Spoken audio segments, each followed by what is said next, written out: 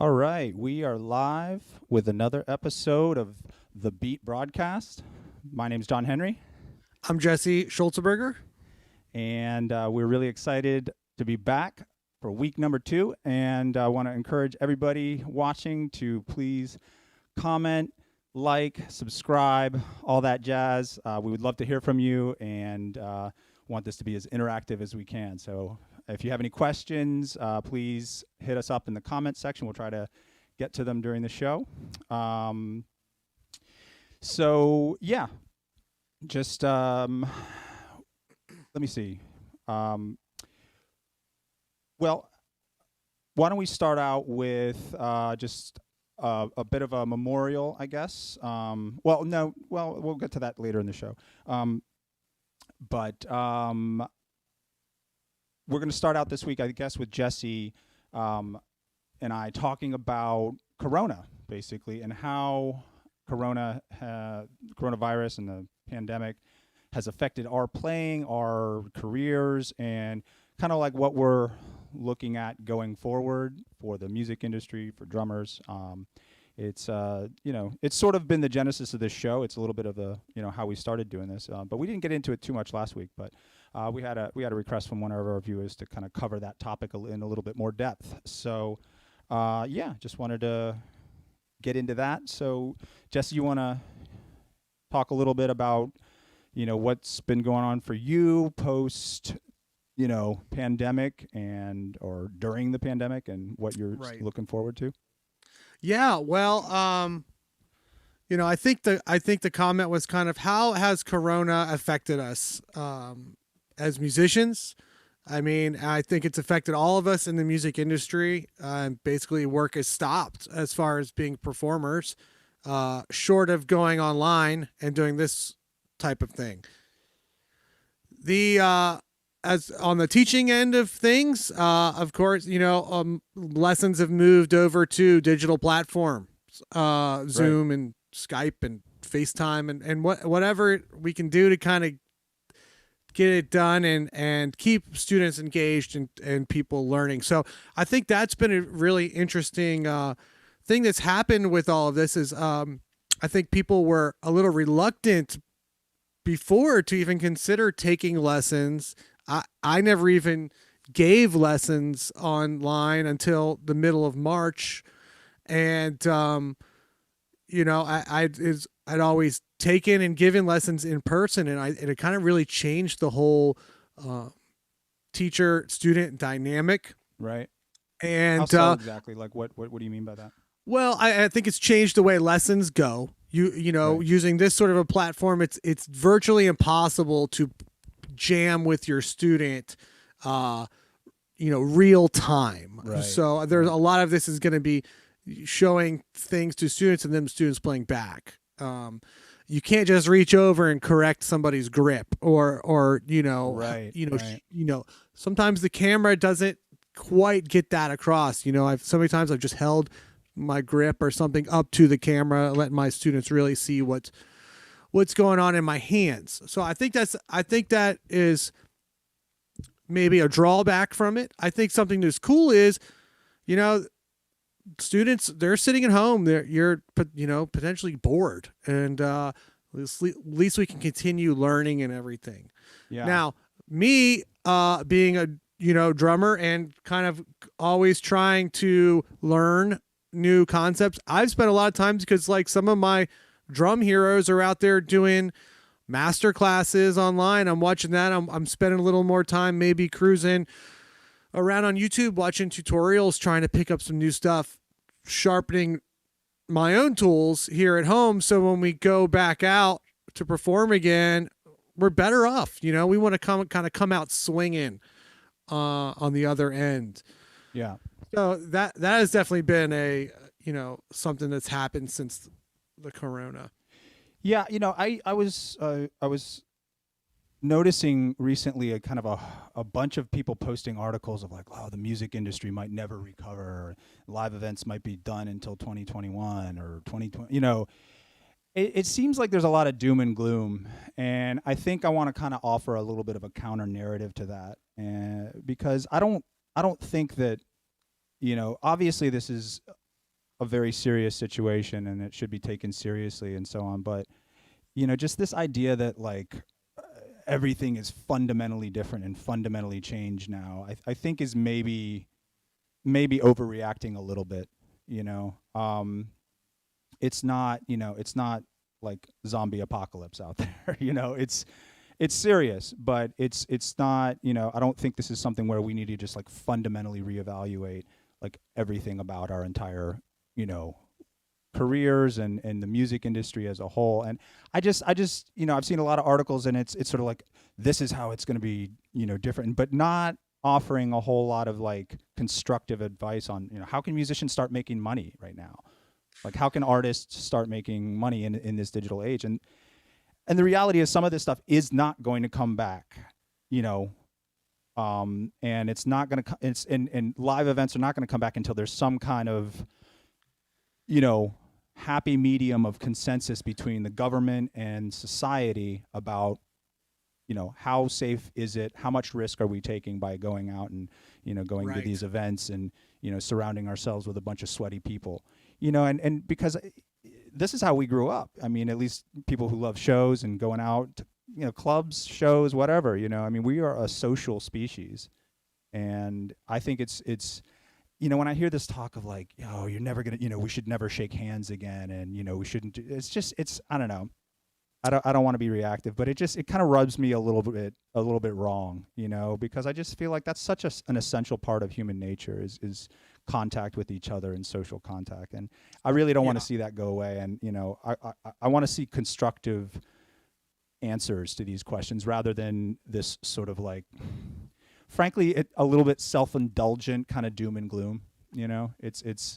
It's a bit like, everything sucks, everything's so bad, and I think we're really trying to focus on the positive. And one thing is, hey, maybe there's some lessons you can do online, and some that maybe it saves you from driving all over the county to save some gas, saves the environment a little bit. You can't reproduce physical sort of tutelage of the drums, very easily.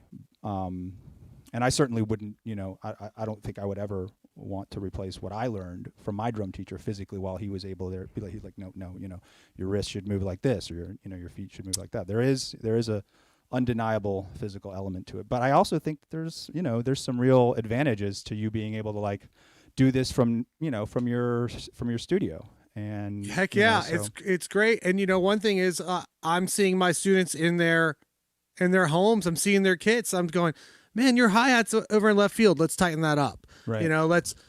As hard as it is to try and tune drums over, this kind of a thing, we've tried it. I can go, man, that rack tom sounds like a timbale. Let's like clean that thing up, Yeah, for sure. At least we can get them in the ballpark. And it's cool. And I think it's cool for the kids too. Cause I'm always teaching at the studio. They're seeing me on my kit, right. Which is a cool thing. And, they're like, oh, what's that? Drummers, we all like gear. Yeah. Everyone's like, what is that symbol or what is this thing? And it's cool. And I think that too is part of the learning process. Yeah, for sure. Well, that's drumming and teaching. What do you think about like concerts and live events in general? Like what do you see? Where do you see that? Do you have any timeline that you kind of intuitively feel like, okay, this is about when, I would love to see us back at it this fall. Yeah. I would. I mean, I've got some, I've got big things booked that, I really would hate to see slip away. Yeah, like a European tour. Aren't you gonna do a month in Europe? Yeah. But if it's not safe, it's not safe. Yeah. And it's not worth it going out there and getting sick. Yeah. It's not. It's all fun and games until you die. And the question is like once they do open back up, I mean, how comfortable are people going to be feel going out? Like, you can go to the club and see a band. Sure. Yeah. If they told you tomorrow you could go, it was legal for you to go see a band. I mean, would you go out to the club tomorrow night? I mean, I don't know. I don't know either. I don't know how to answer that. I don't know that I would right now. I kind of feel like there's an intuitive sense people have of like, okay, this is like how much time we need to give this, and obviously that, sometimes intuition can be wrong, but I feel like back and forth basing your sort of thinking off of the current, CDC, WHO, government guidelines, there's sort of like a it's a conversation. It's a conversation that's happening, between society and between government about, how much risk are you willing to take? And music and live events, I think, are they're a real bellwether, I think, of how, or a barometer, I guess, of how comfortable we are going back to normal, because that's like the most social thing you can do, is go out to a show and just surround yourself with a bunch of people that are sweating, in a concert hall, or,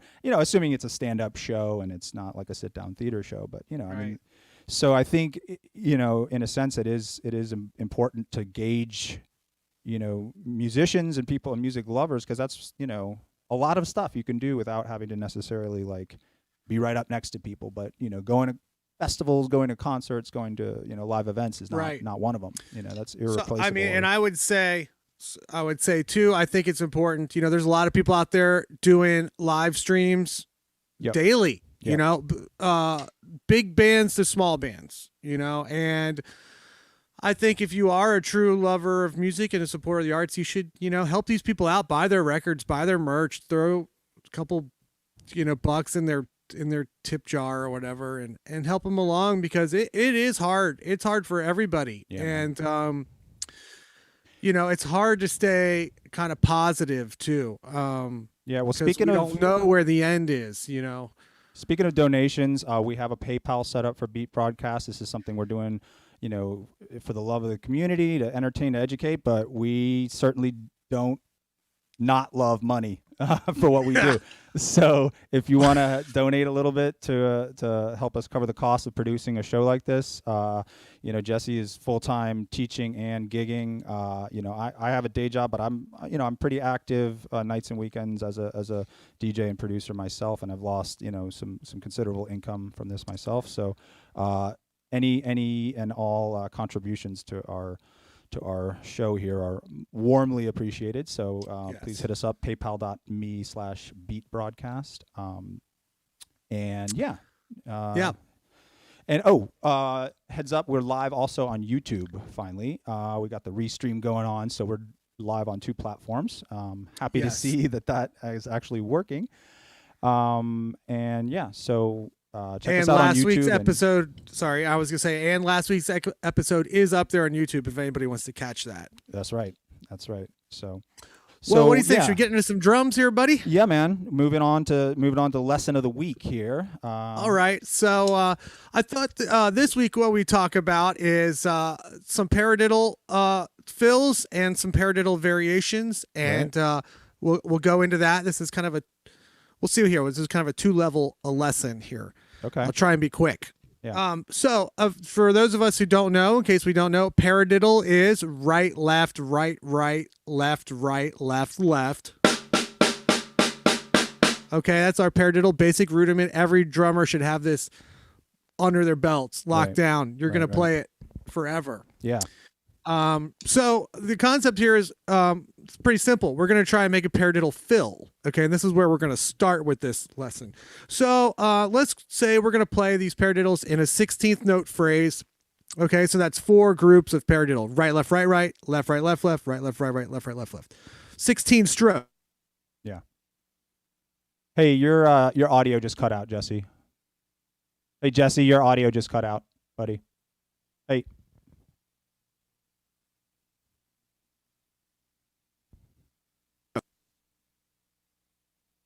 This is some of the okay, am I back? Yeah, you're back. Hopefully I fixed the it. hazards of Zoom. What's going on with that, do you think? How's that? Did I get that, buddy? Yeah, you're back. All right. You're back in it. Okay, good. Sorry. Dipped out for a second. So, paradiddle fill. Now, what I want you guys to think about here is we can voice this paradiddle a lot of different ways. We can play it as a groove. We can play it as a fill. It's really cool. One thing I would like everyone to start thinking about is, we can break this paradiddle up. So, for instance, I could play out of a groove, maybe. Now, that's pretty even, right to left. Right. So what I would like to do here is I would like to play we're going to try and give the right side of this paradiddle just a little more muscle. We're going to let's think of it as an accent. Okay. So we're going to accent all those right sticks. So that'll sound like this.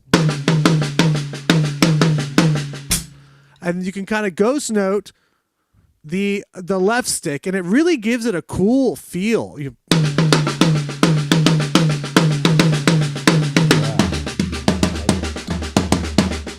Now, I can put that into time.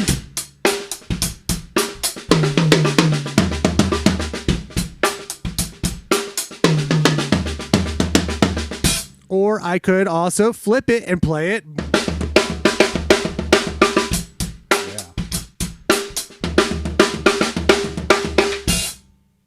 Okay, Very cool. All I'm doing is basically elevating one side or the other. Now, we're going to talk a little more about this concept next week. We're going to dive into some stuff. Both John Henry and I are both kind of Jojo Mayer fans, so we're going to talk about a couple of his philosophies. And so I'm just going to leave that right there. But the 2.0 of this lesson, and I want to get to this here, is now we're going to expand this. So we've played a single paradiddle. And what I'm doing here is I'm playing the accents on those downbeats, or I should say the top of each section, right? Right, left, right, right, left, right, left, left, right, left, left. Okay? Yeah. So now let's move on. Let's go to the double paradiddle. Okay? Double paradiddle, right, left, right, left, right, right, left, right, left, right, left, left. Now look, I'll put all this in the comments. When we get a chance, maybe after the thing, you can swing back by. So here we go. Sure. Double paradiddle. Okay, and I'm accenting the tops of each of those paradiddles. Or I should say the right, right, and then the left, left. Okay, on that side of it. Yeah. So the snare sounds dope, by the way. I love it. Thank you. The snare drum? Yeah, was that which one is that? This is the Baltimore Drum Company. Nice. 13-inch snare. Yeah. I've always loved that sound. I love this drum. Okay, and then finally the triple paradiddle. Okay, right, left, right, left, right, left, right, right, left, right, left, right, left, right, left, left. So okay.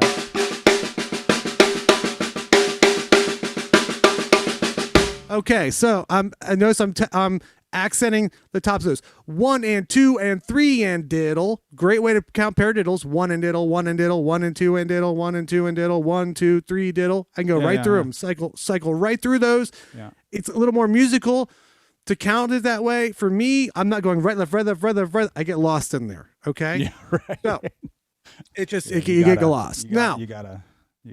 I should say I should give a shout out where shoutouts due. I learned this exercise from a really great drummer named Ronnie Shaw. Okay. And if you guys are anywhere near the DC area, you need to look this cat up because he is the real deal. He's a really killer player, an excellent human being, and a fantastic teacher. Fantastic teacher. Okay. Ronnie Shaw. So anyway, so Ronnie showed me this.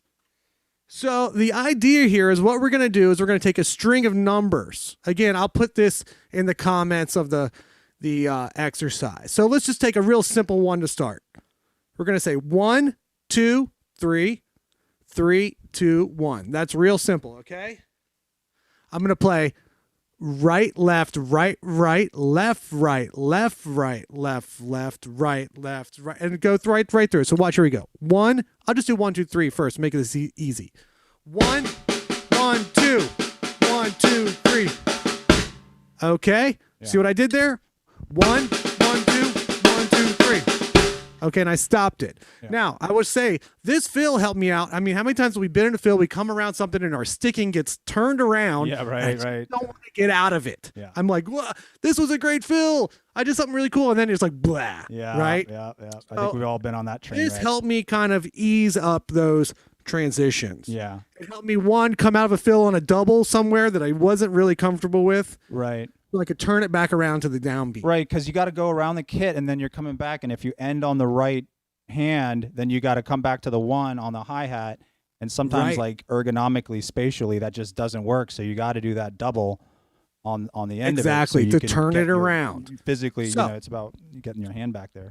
Right. So what I did with this is something I worked out with Ronnie, and I'm going to show this. I'm going to share this in the comments, like I said.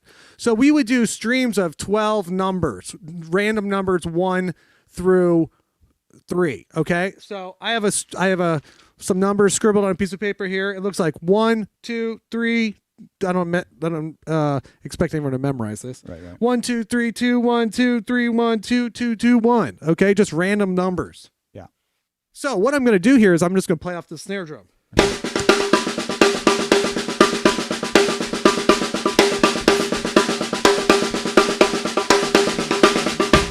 Wow. And I just cycled right through those. I'm just doing 1/2 of each of the paradiddles. Right. Now, let's talk about voicing that because, as cool as that is, how am I going to use that thing, right? Right. So what I like to do is I like to, instead of playing as an accented stroke on my snare drum, I'm going to put that in my rack toms. Yeah. So here's what the drill sounds like. And I often like to double those accents with my kick. Okay? Yeah.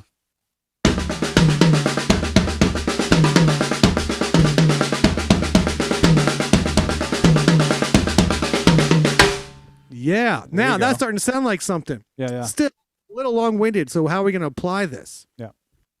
All right. So I now have a feeling you're going to tell us. I'm going to tell you. All right, buddy. All right. So let's take a simple phrase. Okay. And hopefully this makes sense to people. If you have questions, please comment. I'll try and answer them best I can. Yep. We're going to do a 16th note fill. Okay, we'll kind of keep it simple. 16th note fill. So that means we have 16 strokes within the fill. Okay? Gotcha. So an easy way to set up 16 strokes would be 4 single paradiddles, right? For 1 E and a 2 E and a 3 E and a 4 E and a pair, right, left, right, left, left, and so forth. Okay, That's an easy one. So and I played that already, but that's. Okay, single paradiddle fill, real cool, and you can voice it like that, and it gives you this really cool thing. Now, let's shake it up. How about we do 2 groups of triple paradiddles? Okay, so each half set of the triple paradiddle is 8 strokes. Okay, so 2 8-stroke patterns, that's 16, right? So Gotcha. that fill is going to be. See if I mess it up.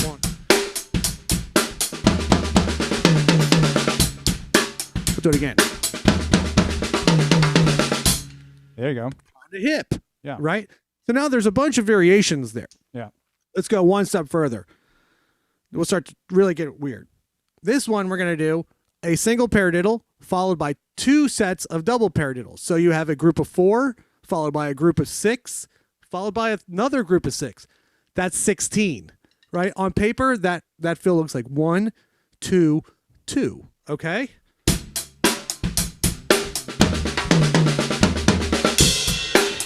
Yeah, I like that. Now, here's the cheat. This goes back to, on that final right-hand paradiddle, I'm having to play right, left, right, left, right, right. And then I got to play a downbeat. Right. So that's 3 rights in a row. We can do it, right? Yeah. But the cheat I often play on that is I'll just play a set of singles. Yeah. So, but You're just usually only on the very last set Right. will I play the single. Right. Okay. The And rest of the that's time I'm so playing. you got to ease your motion to get to that ride crash or whatever you're hitting. Yeah, because having a boom is Yeah. a quick double and then into the cymbal or whatever. Yeah, it doesn't come. Those kind of things don't come entirely natural, but it's the kind of thing that's really good to learn to do when you're physically kind of like can't get back to the kit or can't get back to wherever you were gonna hit the one on. Right. Now, what I would say is, and I'm going to wrap this up here shortly. So everything I'm playing here, I'm playing, right? I'm putting that accent up in the rack tom. But I would challenge everybody when you're practicing this, revoice it, okay? And I like to play it. If I'm pushing these accents here, I'm thinking that's push. I like to think push-pull a lot when I'm playing the drums. Gotcha. If I'm pushing those accents, okay, what if I pulled those accents and I set the whole thing up like this? Now I'm playing kind of my home base is out in the rack, is in the toms, and I'm putting my accent in the snare drum.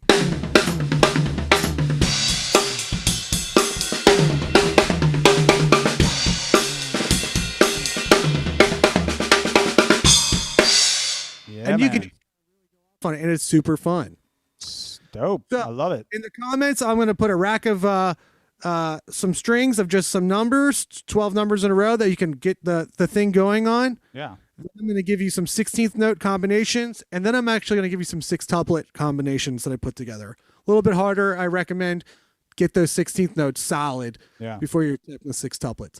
But the cool thing is, you could even slow it down. You could play this over triplets. So, how does a triplet, I could play 2 2s or a 3 and a 1. However, a set of triplets would be 12 strokes. So figure your math out, give everything their corresponding value, start putting it together in a puzzle. Kind of an interesting way to think about it when we spent so much time reading notation and doing all this stuff, and all of a sudden now you're going, well, I'm just random numbers here, Yeah. It was a cool approach, and again, I want to thank Ronnie Shaw for showing me that one, which was super. Well, check out the comments. Look for some maybe some notation PDFs or something that you're going to post in there, or and check out Ronnie Shaw. So there's Paradiddly fills and some variations on it.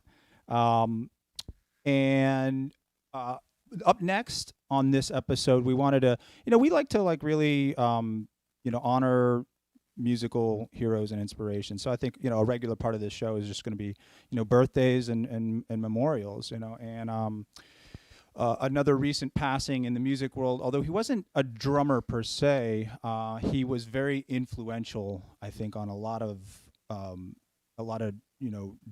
producers who came after him, and was a founding member of a really important group called Kraftwerk, and that is Florian Schneider. So he was one of the co-founders of Kraftwerk in, I think, 1969 or 70, around thereabouts. He started Kraftwerk with Ralf Hutter, in 1970. So he passed away, I believe, on the 21st. And I have had the great privilege of seeing Kraftwerk, I think, twice. Now, once was at the 930 Club in D.C., and then the second time was, I think, Moogfest 2014. I believe that was when they were in Asheville. And that was one of the most mind-blowing shows I've ever seen. Well, first of all, let me give a little bit background on Kraftwerk. They came out with... They were real experimentalists in electronic music. And actually, I remember seeing some footage from the 70s of them playing these kind of like handmade sort of piezoelectric drum pads. So they were kind of very into electronic percussion from a pretty early age, or from a pretty early point in the development of those instruments. You had electronic drum machines that were sort of incorporated into church organs, and I think Roland was one of the first drum machine makers. So you had real early proto drum machines back then, but you didn't really have like drum pads. And I've actually got this guy here, the Roland Octopad. It's the SBD30, and that's something I've used, or a variant of it, going on 20 years now. I've been into electronic percussion for a long time, and so it was really kind of amazing to me to see that. I guess I just thought that all this stuff was sort of invented in the 80s, and it kind of came around with the sort of electro pop and electro funk kind of movement of the 80s. But a lot of this stuff had its roots in the kind of the German kind of krautrock scene, and Kraftwerk kind of went off on their own direction though, and they really created this. Initially, it was really sort of a pretty experimental, all instrumental kind of music, and I've been re-listening to their catalog this week, and I'm just really struck by how much of this stuff was actually kind of like ambient music and just very experimental. Florian Schneider also he played the flute and the violin, and some other stuff, but he was also a real like sound engineer. And eventually, Kraftwerk went on to, they kind of founded, they recorded their first few albums at a studio in Cologne, but then they went on to just kind of make their own studio I think it's called Kling Klang Studio, and that became kind of the basis for a lot of the sounds that they got into in the late 70s and 80s, that kind of electro pop sound. you may have heard one of their songs, Autobahn, Computer World, Radioactivity. There's, look them up. There's a lot of really amazing tracks. It's a very particular sound. It's not like, I don't know if everybody, is gonna love it, but it has a very specific kind of precise German electro pop feel. At least their sort of later stuff that really went on to influence like hip hop, and like Africa Bambaataa sampled them. So a lot of like, and they were really hugely influential in the sort of the foundation of techno. Juan Atkins, Derek May, those guys in Detroit were really sort of influenced by Kraftwerk as well. A lot of the 80s electronic musicians really dug their stuff. So yeah, R.I.P. Florian Schneider. Anyway, getting back to these shows, I saw them play a show in 2014 at Moogfest in Asheville, North Carolina, and they had this 3D setup with like 3D projectors, and they gave everybody a set of 3D glasses, and the whole it was, I think, probably the most elaborate like audiovisual setup for a show that I've ever seen. And these guys, they always dressed in suits. They had this very like kind of Teutonic, clean aesthetic with these guys in suits, and they would just stand. Originally they started touring they toured with all this heavy gear from the 70s, and they basically took their whole studio and took it on tour. But then as software instruments and computers started to come around, they basically just moved to just doing everything off of computers. So the 2 times I saw them, they're all just standing at these podiums with like a laptop right in front of them, just like I am right now, right? Just standing there, like stock still, like not moving, not dancing, and it's a real particular vibe and aesthetic, and it's not everybody's cup of tea, but like, it was just so cool. Like they're so committed to their vision, and their sound. And so eventually they started doing everything with like just laptops and computers on stage. And so that's what they were doing in this 2014 show. And it was such a mind blowing visual thing, because you're used to maybe like 3D movies. I think Avatar, we saw that came out in 2009, and maybe that was an inspiration for them actually, because that's when they first started experimenting with the 3D sort of live show. But it was so surreal to see a live show with 3D visuals like that. Like, it's not, I don't think I'd ever seen anything before, maybe since too. I don't think I've seen anything since then. And so shout out to Moog for having the kind of like programming audacity to bring a show because it must have been massively expensive. And I think that was the last year they did Moogfest in Asheville, probably because they completely blew their budget on big big shows like that. I think that was also the year that like Nile Rodgers was there, and he did a show with like with Chic, and man, that was such an epic year for Moogfest. Anyway, so that's my long-winded tribute to Florian Schneider and Kraftwerk. But what I did want to do was kind of, as a tribute, I've got my DJ setup here going, you may have noticed this week. So I'm going to do a little like live Kraftwerk remix of their track called Computer World. So yeah, give me just a sec here. I'm going to switch to Studio Cam, or to the top view here, see if this will work. All right, there we go. Okay, so this is a live remix of Computer World by Kraftwerk and myself.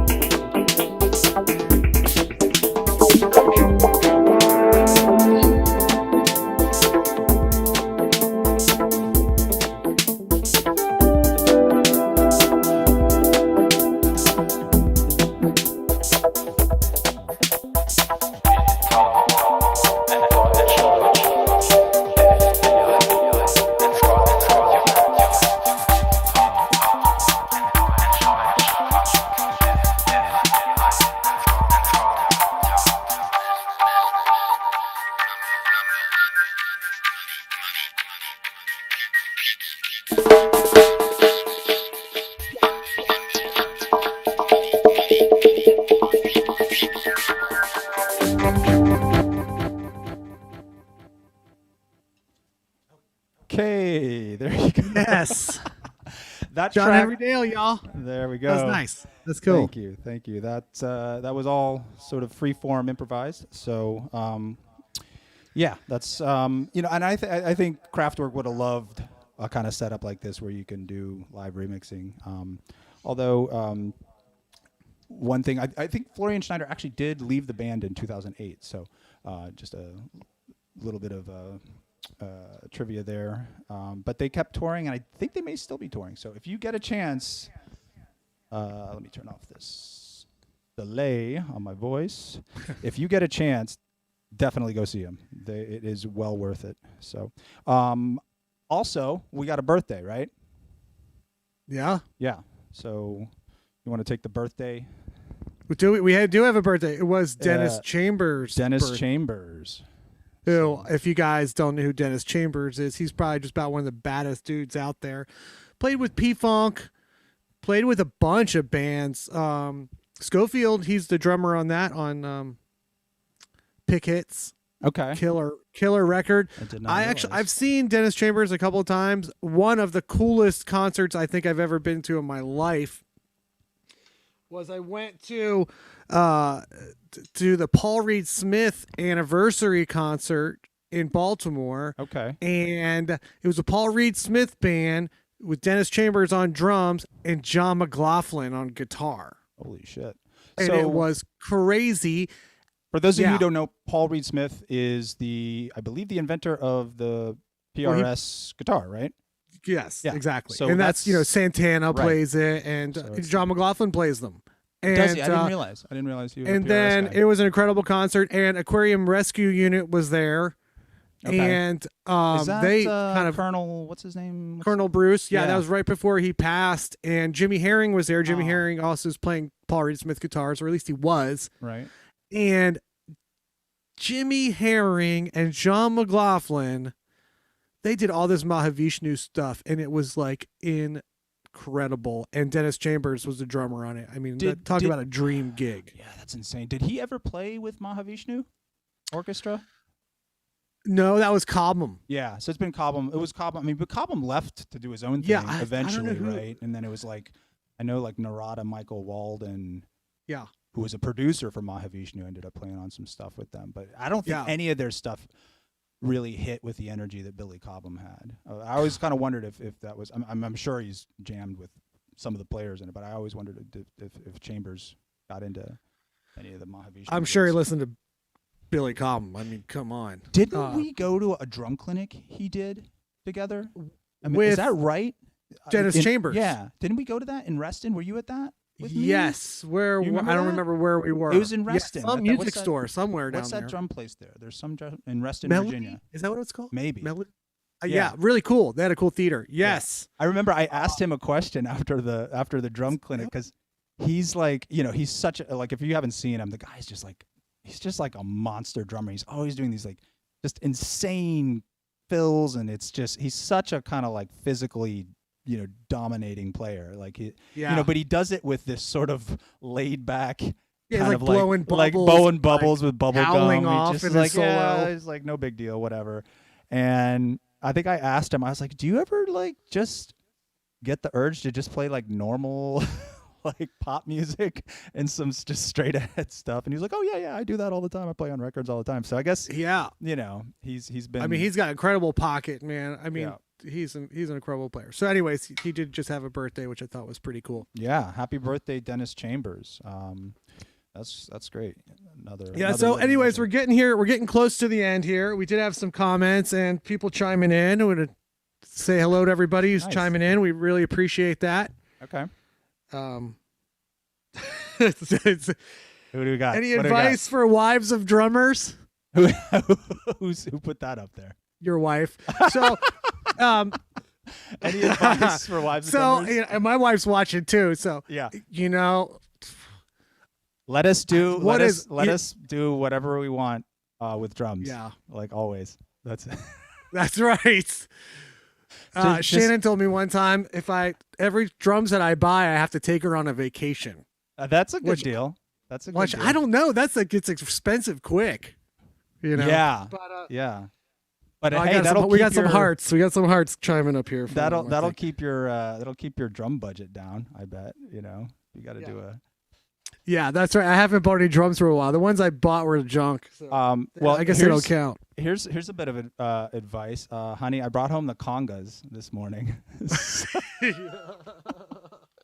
so I hope you don't mind. I know I got 2 drum sets stashed up in the office upstairs. So I do have the mesh kit at home too, and I put the Roland noise eaters under that, so because we live in an apartment, so I don't want to like bug our neighbors. But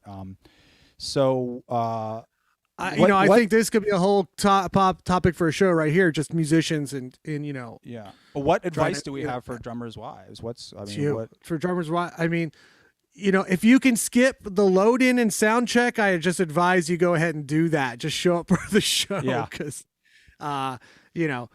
Well, shout out to my wife, Patricia Engel, for being my ride or die at pretty much every show I've done over the last 3 or 4 years. She's always there supporting.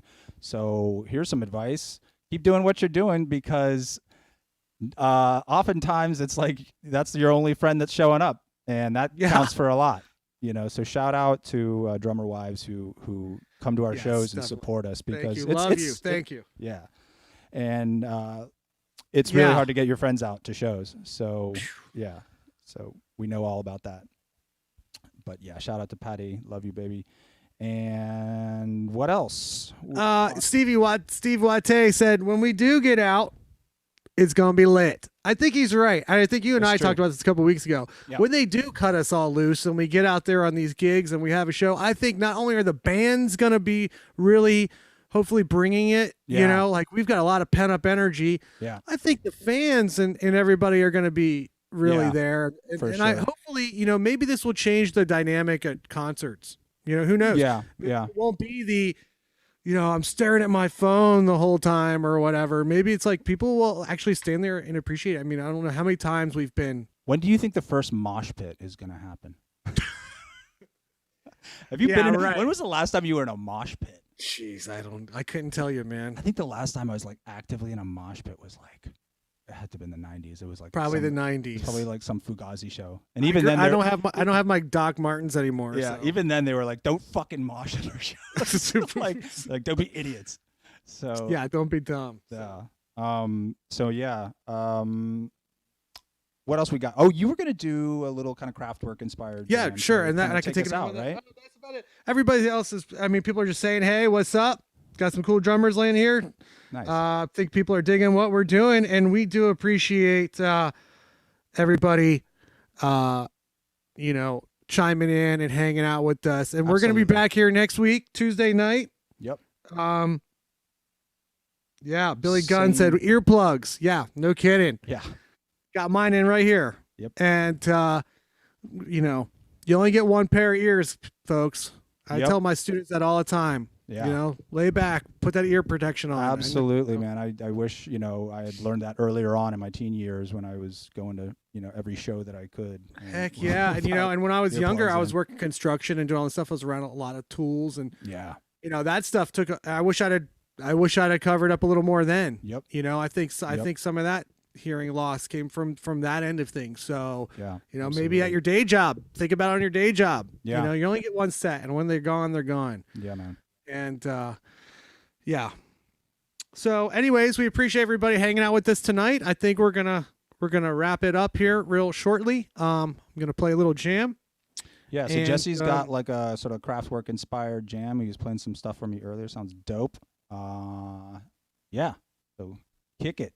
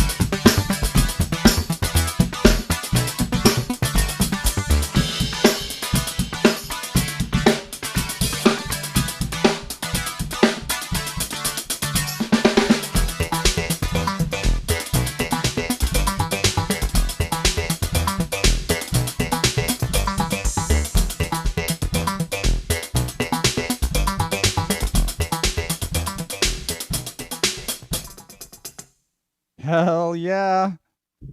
That was dope, All dude. right. I love Good it. times. I love it. That's about the most electronic thing I think I've heard you play. Yeah, thanks. That's cool, man. That's cool. Yeah, it's fun. I like You the know, I direction think- you're heading. Got a lot of time in quarantine, man. Gotta keep it going up, right? Yeah, right on. That was beautiful. All right. Thank you. Well, yeah. Everybody, thank you again for joining us. Please hit us up in the comments, like the Facebook page, and now we're up on YouTube too. So please subscribe to our YouTube page. We don't have a custom URL for that yet, so I can't be like youtube.com. I think you have to hit a certain subscriber level or something to get to that point. But just look us up, The Beat Broadcast, on YouTube. You should be able to find us, and we'll post links in the comments on Facebook as well. And if you're so inclined and able, please hit us up on PayPal if you feel like what you're seeing is worth a little bit of your hard-earned money. We're certainly putting our time and effort into it, and would appreciate any and all any support that you feel like giving. So, yeah, that's about it for this week. That's Beat Broadcast episode 2, and tune in next week, Tuesday, 7 p.m. for episode number 3. Oh, where we're going to go over some Jojo Mayer stuff, right? Yeah, Speaking we of are. Speaking of drummers who love electronic Hopefully. music. Yeah. Yeah, it'll be great. Yeah. It'll be great. And I just want to say I put some of that notation in the comments of the event for that Paradiddle stuff I was working on. If you have any questions, please don't hesitate to message the page or message me, and we can work it out. So Right on. All right, I'm just going to set up the little credits here, and we are out. Thank you, everybody, and we will see you next week. Bye.